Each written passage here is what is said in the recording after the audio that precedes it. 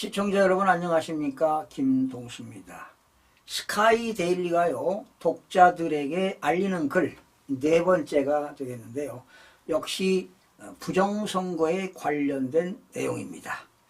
아마도 윤석열 대통령이 지난해 12월 3일 날 비상계엄을 선포했지만 궁극적인 목적은 중국 간첩을 부정선거를 밝히기 위해서 중국 간첩단들을 체포하기 위한 그런 전략이 아니었나 이런 생각이 들어갑니다.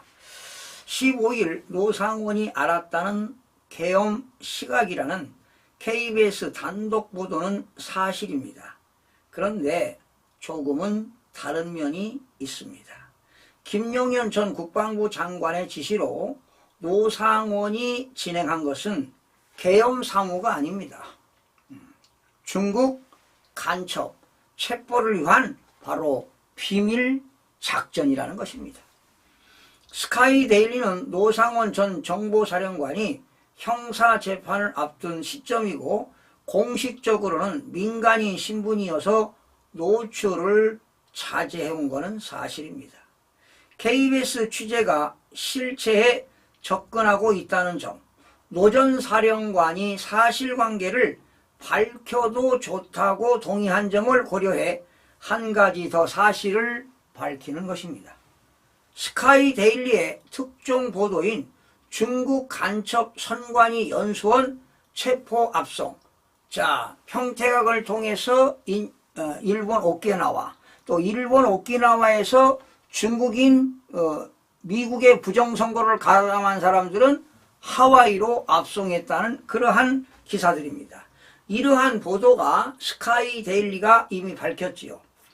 바로 미국의 정보기관과 한국의 정보기관 사이에 바로 비밀작전이라는 겁니다. 완전 이건 대비죠.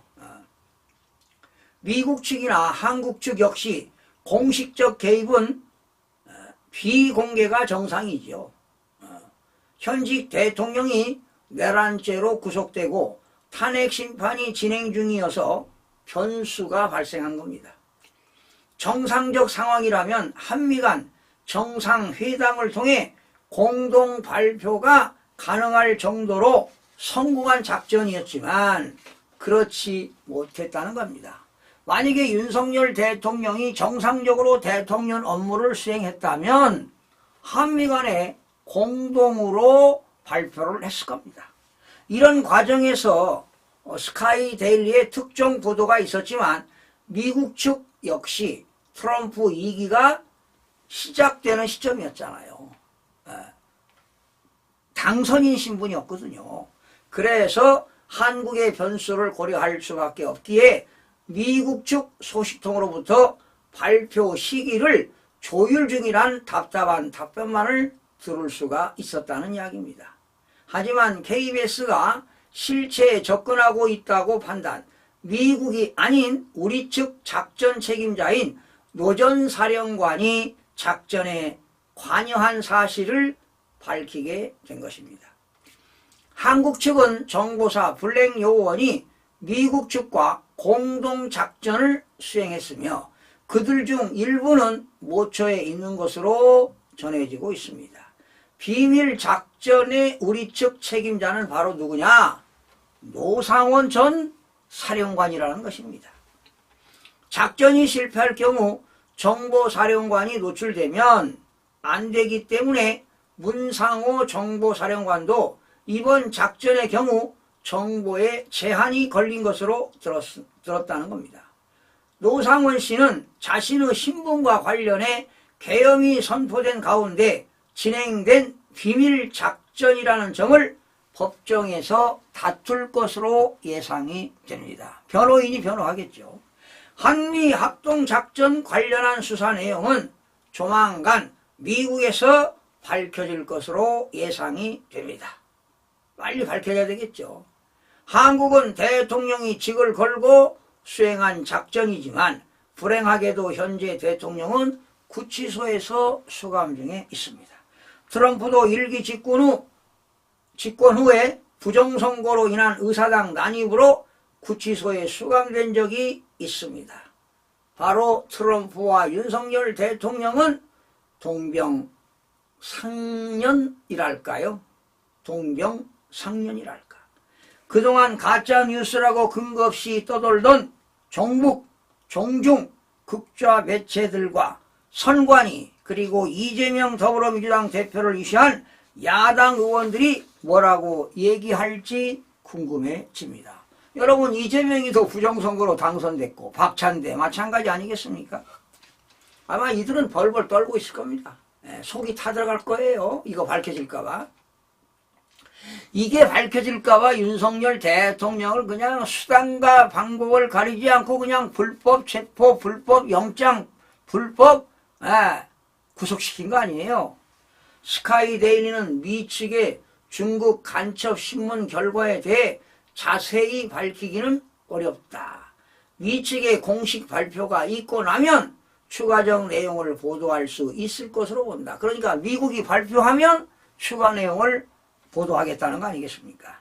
다만 중국의 간첩들이 한국의 선관위 수원연수원 제2생활관에 기숙하면서 6개월 주기로 교체했고, 목인이라는 나무목자 사람인자 목인이라는 인공지능 프로그램을 사용해 한국과 미국의 내정에 간섭해 왔다는 기존 보도 내용을 재확인했습니다. 한미가 연합한 간첩 체포 작전이 성과를 거두기 위해서는 수사기관의 후속적인 공조수사가 불가피합니다. 하지만 일본에 있는 중국 간첩을 한국으로 압송 조사하는데 간첩법 개정을 민주당이 맡고 있어서 걸림돌이 되고 있어서 한국에서는 수사를 할 수가 없죠. 간첩법으로 인정이 안 되기 때문에 그렇습니다. 반국가 세력과 부정선거 세력은 한 몸이다. 틀림없는 얘기 아닙니까? 같은 얘기죠. 여러분, 부정선거 세력이 반국가 세력이라니까요.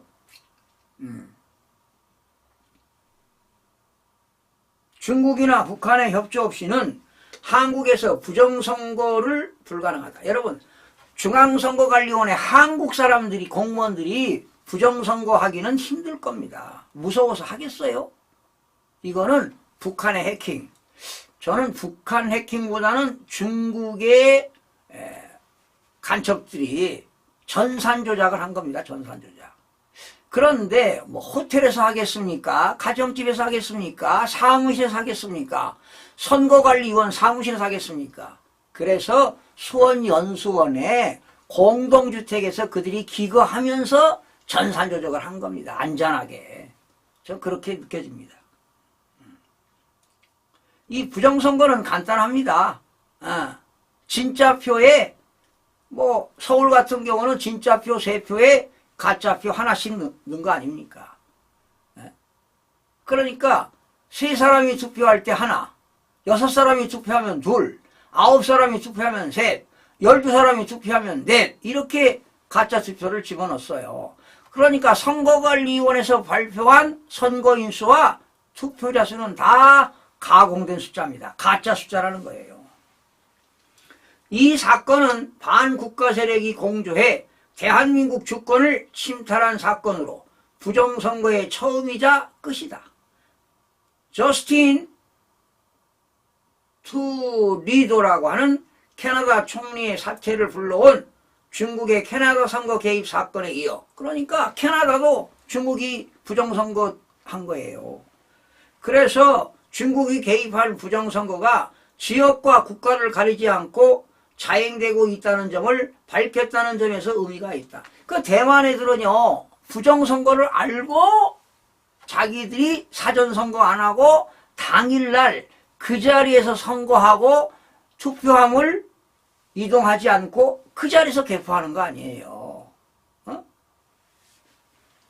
윤석열 대통령도 개헌을 통해 부정선거 실체에 접근하려 했으니 그 당위성도 충분히 입증된다고 본다. 결과적으로 비상개헌은 왜 했느냐? 부정선거 밝히려고 한 겁니다. 그러니 국회에 개헌군을 보낸 것보다 선관위에 더 많이 보냈잖아요. 헌법재판소가 대통령 탄핵 심판을 기각하고 대한민국 정상화에 동참하기를 촉구한다. 뭡니까? 헌법재판소의 문영배가, 투표자 수 점검해보자. 포렌식 해보자 하니까 기각시키는 거 아니에요. 이 자는 부정선거 내용을 알고 있는 자입니다. 우리나라 이 사법부의 검은 카르텔. 21대 국회의원 선거해가지고 선거소송해서 단심제에서 대법원에서 했잖아요. 그 당시 대법관들. 전부 다 양심불량이야. 양심을 판 거지. 부정선거 알면서도 그냥 덮은 거라고. 훗날 역사의 심판을 받을 거요. 정부에게는 노전사령관에 대한 신변보호를 요청합니다. 신변보호 해줘야 돼요. 이 사람이 애국자 아닙니까? 목숨 걸고 임무를 수행한 애국지사를 보호하는 것은 너무나 당연한 일이기 때문이다. 보호해야 돼요. 종북, 종중, 극좌 매체들과 민주당은 이상한 논리를 동원해 이 사건의 본질을 훼손하려 할 것이다. 하지만 실체를 알아버린 국민이 속을 일은 없을 것이다. 그러니 여러분, 윤석열 대통령은 나는 부정선거에 대한 실체를 알고 있습니다.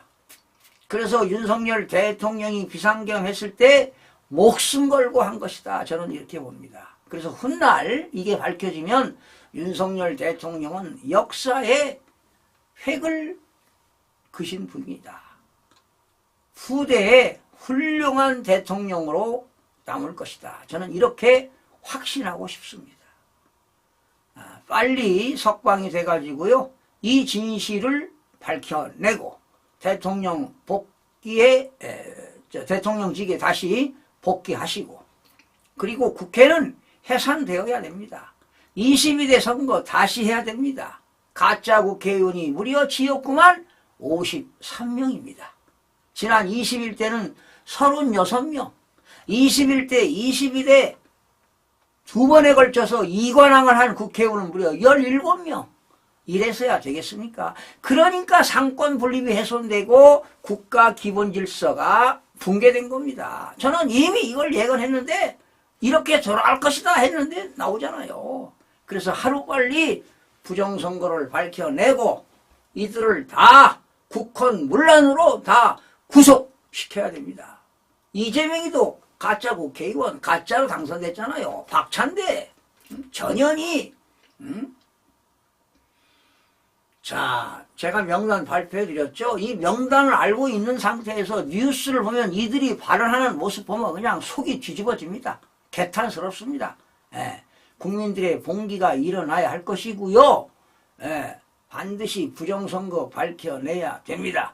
그리고 지금 22대 노태학 선거관리원장 대법관이지요.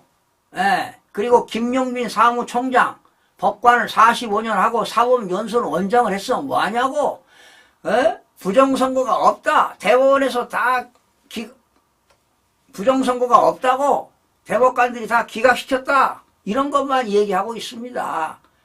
숫자는 거짓말을 하지 않고 현재 선거관리위원회에 나와 있는, 홈페이지에 나와 있는 그 자료가 부정선거 자료라는 사실입니다, 여러분. 당신들이 숫자를 아냐고. 뭐 계산할 수 있어. 그래서 대한민국의 통계학의 교수들, 통계학과 학생들이 이런 내용을 들고 일어나야 됩니다. 한번 들어가서 조사 한번 해보세요. 조사를 잘 못하지, 어떤 내용을 모르니까. 제가 한번 또 어떻게 부정선거가 이루어졌는가 한번 또 숫자를 나열해서 통계학의 대수의 법칙을 또 한번 전해드리는 시간을 갖도록 하겠습니다. 하루빨리 부정선거 진실이 밝혀지기를 학수고대해 봅니다. 시청자 여러분 고맙습니다.